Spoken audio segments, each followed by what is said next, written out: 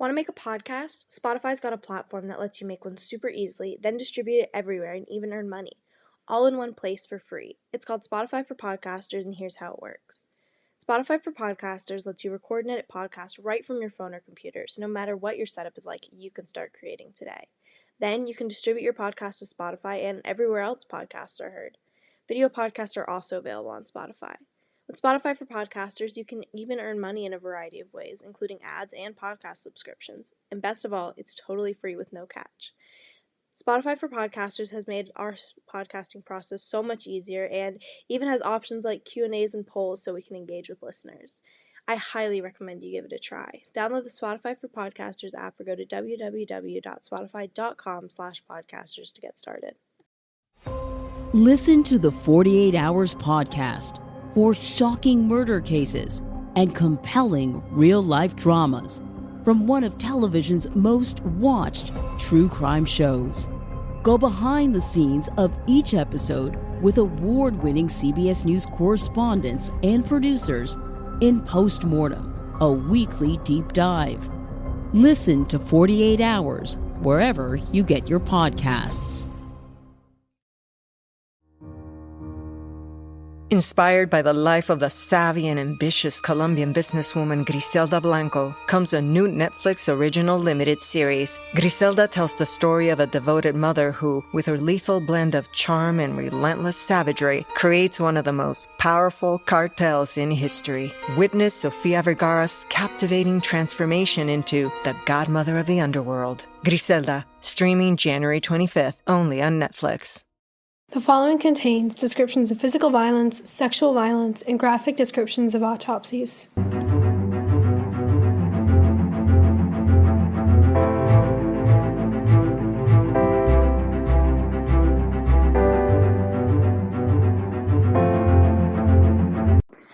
Hey listeners, welcome to episode 70 of TGIC Podcast. I'm Jillian. And I'm Izzy. And we are so back. It has been so long since we recorded, but we are so excited to be back and record some new episodes. We are on Zoom today, so if there's any sort of like gaps or any sort of weird audio, like that's why. But we're doing our best. We're back. We're here. We're trying the best we can. Yeah. So today we're actually going to start off with a pretty big case because it's had some recent updates. And honestly, I think when I started seeing updates, I kind of fell out of the loop because I've never really looked into this case before. Yeah, I haven't either. Yeah. So I just kind of wanted to like check it out for myself and then also like fill in you guys, like in case anybody else didn't really know a lot about this case because it's gotten a lot of press recently. So yeah, let's just get started. Today, we're going to be covering the murder of Pt. Blanchard, which is also known as the Gypsy Rose case. All right. Claudine Dede Petrie was born in Chack Bay, Louisiana on May 3rd, 1967. You know, that's my birthday. I mean, like, that's your birthday. She's not 1967, woman. But like. That's kind of, my dad was born in 1967. Whoa, that's crazy. Whoa. I'm not liking the May 3rd thing, but okay, no. Let's just continue. You know who else is born on May 3rd? Who? Oh, never mind. Oh. What? I thought Robert Pattinson was born on May 3rd, but I think he's born on May 13th. He's a triple Taurus. Damn. That's awkward. I think, no. I was going to say I thought I share a birthday with JoJo Siwa, but I actually don't think I do. I think her birthday is like something else in May. Oh my God. I share a birthday with Logan Paul. That's interesting. Which is horrible. Okay. Anyway, I don't know any famous people I share a birthday with, but I guess I sort of have some sort of thing now, I guess. Yeah. Anyway, Dee grew up with her parents and her 4 siblings in Golden Meadow, Louisiana. When she was 24 years old, she learned that she was pregnant and the father was 17-year-old Rod Blanchard. Did you notice that? Like that the big age gap and the fact that he was like 17? I honestly didn't notice it, but I watched a documentary and he talked about it and he was like, yeah, it was just what he did. Like you had to get married. If like the fact that she was 24 and he was 17. I was know. In high school. That's crazy. 24 is like fully like I feel like there's so many crazy aspects of this case that's just like something like it's so brushed over. But like he was in high school. He was a junior in high school, I think. That's wild. Which is crazy. so confused. Anyway, but I was like, why has that never been discussed before? Why does no one say anything about that? Anyway, they ended up getting married because they lived in a really religious area and that's what they were just like expected to do, like you were saying. The marriage ended shortly after the birth of their daughter because Rod claimed that he got married for the wrong reasons, which kind of makes sense. Dee Dee then took her daughter to go live with her family. Gypsy Rose Blanchard is her daughter. She was born on July 29th of 1991. Just 3 months after she was born, Dee Dee took Gypsy to the hospital because she believed she suffered from sleep apnea. It's not confirmed whether or not Gypsy actually suffered from this condition, but it is known as like the first time that she was taken to the hospital for something, whether or not it was legitimate or not. I don't actually know what sleep apnea is. I think it's some sort of breathing thing, right? Well, I think it's like I think I always get sleep apnea and insomnia confused in my head, but sleep apnea is a thing where it's like you wake up and you can't, like you're not, like you stop breathing when you're sleeping. Okay, that's what I thought it was. Yeah. Okay, so she was taken into the hospital because of this. However, Dee Dee kept taking her to the hospital because she discovered that like when she brought her kid in as a single mom and stuff, she benefited like financially and socially. Like after this happened, Rod began sending her $1,200 a month in child support just to help with like Gypsy's condition. And so that's like a lot of money. Especially it was a lot more than she was getting before. And doctors and nurses were also sympathetic to Dee Dee just because like she had this sick baby. She was a single mother. So she got a lot of sympathy. So whether or not this sleep apnea was real or not, it was the first time that Dee Dee realized that she could like benefit from her child's misfortune, basically. By the time that she was 8 years old, Dee Dee had claimed that Gypsy suffered from a long list of serious conditions, including muscular dystrophy and leukemia. She was forced to use a wheelchair and a feeding tube, there's like a surgery, I believe, to install a feeding tube. Like it's not exactly like easy. Yeah, and you have to like get it changed every 6 months. Yeah, it's a complicated process. Dee Dee also shaved Gypsy's head to give her the appearance of someone who was undergoing chemotherapy. So by the time she was 8, Gypsy was essentially made to look and feel like she was sick. Mm-hmm. She was forced to undergo several surgeries to fix these conditions. Dee Dee said that she Dee Dee claimed to have that she had all these conditions, and so she was forced to go under these like surgeries basically. And this is like there's a lot of surgeries. There was stuff on her eyes because supposedly she had these like terrible visual impairments. And then she also like had this drooling problem because her mom was giving her so many medications. And so Dee Dee said that she had like issues with drooling basically, and that she had to have her salivary glands removed, which is another major surgery. God. And then as like a result of all this, her teeth like started to rot. They're not really sure what the main cause was. It's either like a result of the medications, the fact that she didn't have salivary glands, or just like neglect in general. She wasn't having dental care. So her teeth, like she ended up having teeth pulled. Oh. Which like that alone is just such a long list of like surgery she was forced to have for like conditions that were like not real. Found out just weren't real. Yeah. And like all the medicines I'm sure she was on too. Yeah. Yeah, it's insane. Just she was put through so much by like, and that was all just like she was 8. Yeah. Despite the fact that these conditions were made up, doctors often believed Dee Dee just because she just seemed like such a devoted mother. When doctors would refuse Gypsy treatment, Dee Dee would just like stop going. So she would switch doctors frequently, and then the ones that didn't believe her just got totally left behind. By the time that Gypsy was like old enough to talk, she was told not to volunteer any information about her condition. And just because like she didn't speak on behalf of herself, it like just made her seem more sickly. Yeah. Gypsy herself even believed that she suffered from this like long list of conditions. And her father like wasn't really involved in her life at this point because Dee Dee had kind of cut him out. Like they got the child support, but Dee Dee didn't really want too many family members involved to like see what was happening in Gypsy's life. And Gypsy her whole life just believed her father didn't want her because she was sick. That's so sad. And I know. She's so young and she's been conditioned to believe all of these things her entire life that it's like that's all she knows. Yeah. Like she And thinks her mom is taking care of her. Yeah, she thinks her mom's taking care of her. She thinks she's really sick. She thinks her dad doesn't want her because she's really sick. And then later she'll just find out that all of that's not true. More on like how Dee Dee was like believed. She kind of had like some background in nursing, like not extensive nursing training, but some level of nursing training. So this is like what freaks me out the most is that she was actually able to like accurately describe conditions that could not be directly tested for. Or she would like give Gypsy medications that would like mimic symptoms. Oh my God. So like she did her research. This was not just like she would go in and like say that she had all these things and hope that the doctors believed her. Like she knew what to say that like they couldn't directly check for. Yeah, like she knew what she was describing. Yeah, exactly. Or she would just like give her stuff that made her like mimic the symptoms, which is even like more horrifying. Yeah. So when family members started to question Gypsy's need for a wheelchair, Dee Dee actually relocated her and Gypsy to Missouri in 2005.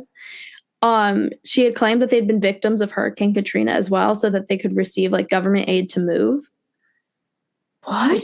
Like a lot. Like that's like so much. Like not only are you just like moving because people are starting to doubt you, but you're also just like taking government money, especially away from people who need it. Like yeah, like people who are actually affected by Hurricane Katrina. Yeah. Like I think they got to move into like public housing and stuff in Missouri because like Dee Dee was like, oh, we were victims of Hurricane Katrina. Oh my gosh. And Hurricane Katrina also provided a reason for Gypsy not having any medical records because she just like claimed that they were lost in the storm. So when they like relocated and these new doctors were like, well, where are the like records? She was just like, well, they got lost in the storm. Oh my, I'm like speechless. I'm like listening to this. I'm like, what? I know. Okay, this is where it actually gets worse, if you can believe that. Great. At this point, Dee Dee forged a birth certificate that changed Gypsy's birth year from 1991 to 1995. What? Yeah. So she made people believe that Gypsy was 4 years younger than she actually was, and she told them that she had like the mental capacity of a child. So not only did people in their like new community think that Gypsy was like a good bit younger than she was, but also they thought that she had like the mental capacity of like a 7-year-old. So like I don't remember what year this was. Basically, she was 14. People thought she was like 10 and like couldn't think like a 10-year-old even. Yeah. And it was also like in the documentary I watched, they were showing pictures and they were like, she looked much younger than she was. Because like she was on a feeding tube and she was malnourished. Like she was being malnourished by her mom. And then she also had like the shaved head and the big glasses. So she looked a lot younger than she was.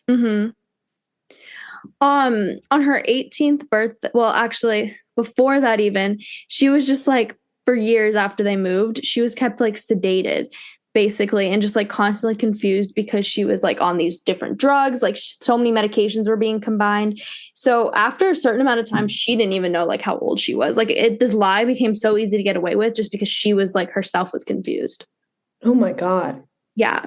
And so then that kind of leads up to her 18th birthday, like her real 18th birthday. Her father called her, but Dee Dee like intercepted this phone call and told him that he could absolutely not inform her of her actual age because she thinks she's 14 and it would really upset her if she was told otherwise. Oh. Yeah. So even if there was this like off chance that she could like, you know, find out her real age, it was intercepted. Yeah. Over the years, Dee Dee and Gypsy received a ton of attention and support because of their supposed struggles. And they like often participated in like charity events, received aid. I heard a story about like Gypsy like singing at some sort of charity event because like she was like this leukemia patient. Like, oh, I saw the video of that.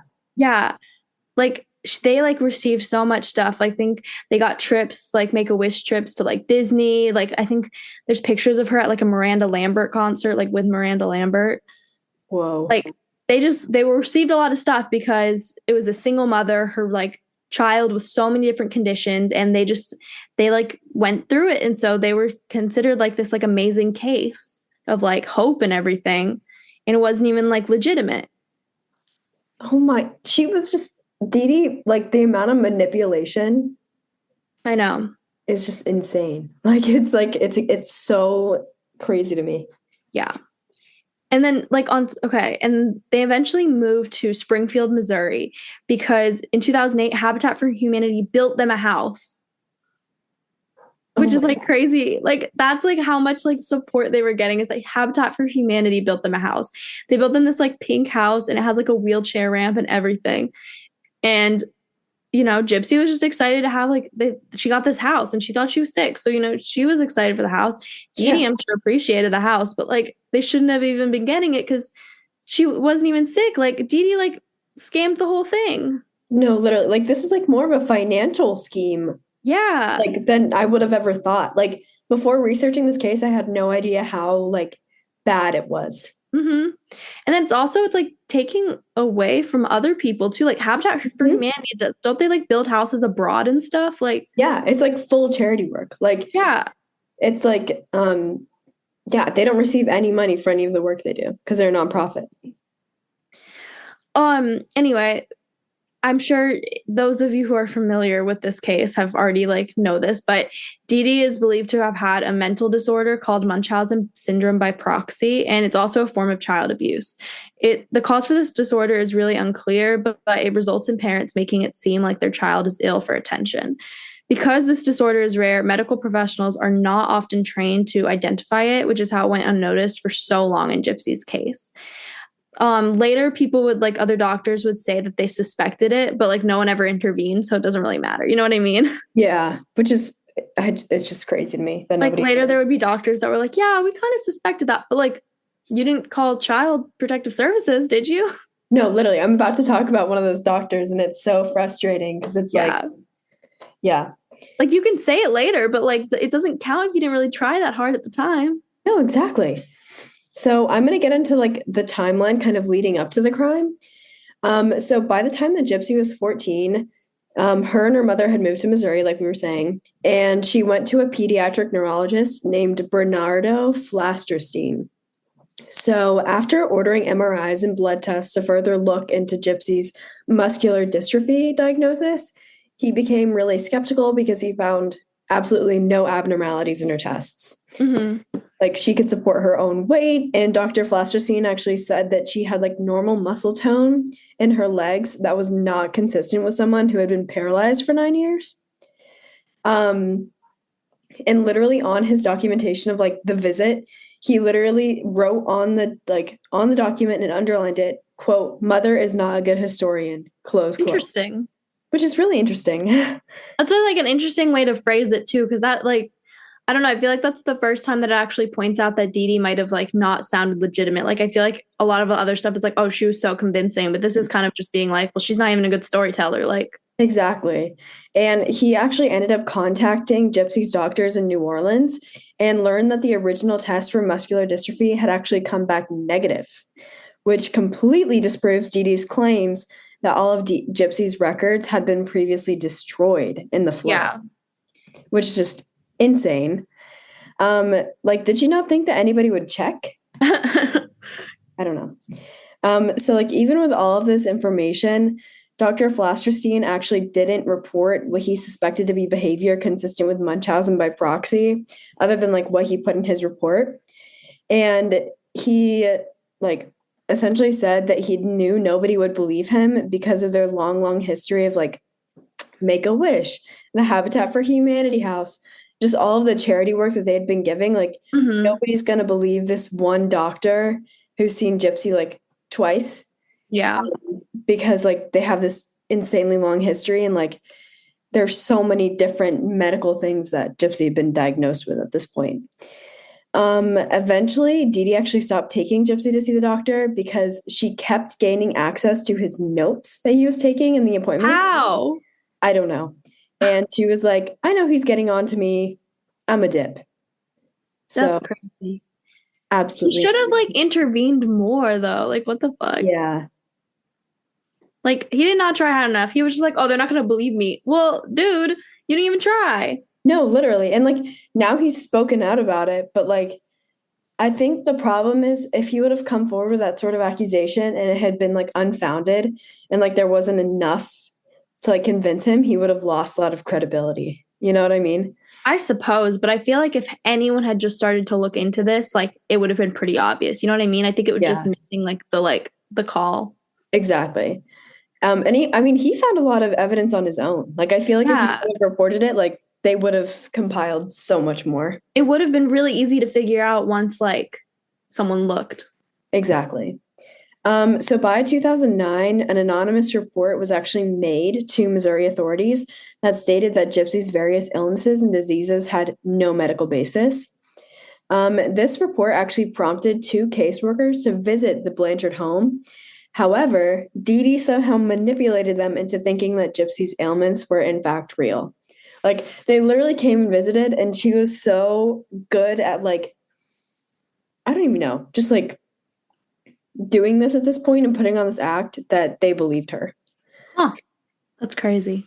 Yeah. So kind of switching past here a little bit. Throughout Gypsy's life, her mother would often take her to like science fiction conventions. Yeah, Gypsy was like really into sci-fi and fantasy. Yeah, exactly. And she like loved to dress up, and it was just like a way for like her to kind of blend in as opposed to like sticking out in a crowd, obviously. Mm-hmm. And she went to them from like 2001 until her adulthood. And in 2011, Gypsy actually made her first escape attempt. This is like totally jumping quickly, but she made her first escape attempt by going to one of these science fiction conventions with a man who she had actually met online. And later, she ended up going to a hotel with him, and she had confided in him about her situation and how she had been being abused. And it's really unfortunate that Dee Dee actually quickly tracked her down through mutual friends and literally brought her forged birth certificate and convinced the man that Gypsy was with that she was a minor, even though she was 19 at the time. Yeah. It was kind of she like found her within like 4 hours or something. It was like something insane. Like it was like super fast. Went on like a rampage. Yeah. And after the altercation, Dee Dee actually smashed Gypsy's computer with a hammer and threatened to break her fingers with the hammer if she ever attempted another escape. Oh my God. Yeah. And Gypsy also claimed that for 2 weeks after this, her mother physically restrained her to the bed with like binds and handcuffs. That's insane. Yeah. And Dee Dee also later told Gypsy that she had filed paperwork to the police that Gypsy was mentally incompetent, which led Gypsy to believe that she couldn't come forward to the police about the abuse because she would be like discredited and like they wouldn't believe her because now they have this report that she's like mentally not like there. That's awful. Yeah. And up to this point, like the abuse had like both physical and mental had just gotten a lot worse because obviously Gypsy was getting older and she was starting to realize like, oh, I'm not actually paralyzed, like all this stuff. And obviously she had found like social media and online forums. So like the abuse that was like just became more and more. And like Gypsy said that her mama had actually begun like slapping her and hitting her with coat hangers at this point. Yeah. Which is just horrible. Yeah. The abuse definitely started to pick up more and more as she got older just because she was like wanting to find independence. Yeah. But yeah, we're going to stop here for today, but make sure to tune in to our February episode to hear like what happened next in this case. Follow us on Instagram at tgic.podcast. Bye. Bye.